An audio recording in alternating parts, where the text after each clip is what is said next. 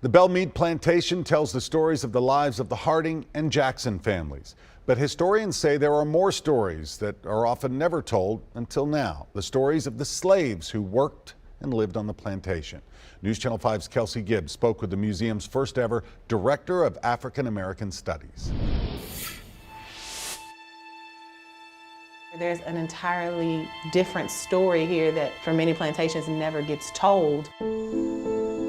And then we wonder, why is America in the state that it's in today? Inside these walls, centuries of stories, and Bridget Jones is giving them life. So you're gonna hear the Harding and Jackson family history. You'll hear how they made their money, how they lost their money, and some really, really cool things in between. But the mentions of enslaved individuals was pretty few and far in between.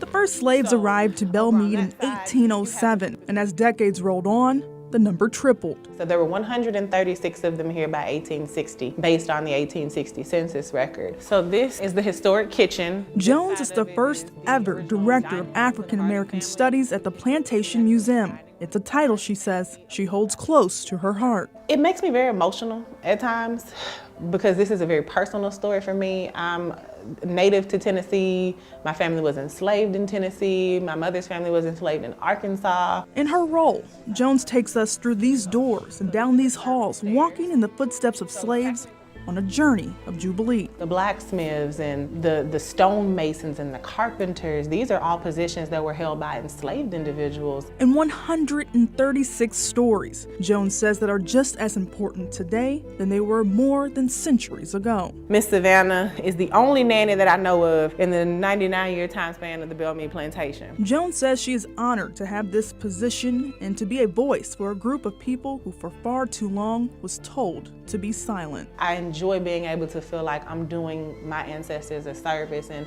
not only just telling their story, but telling their story in a way that's so truthful that you have no choice but to feel it by the end of the tour. Kelsey Gibbs, News Channel 5.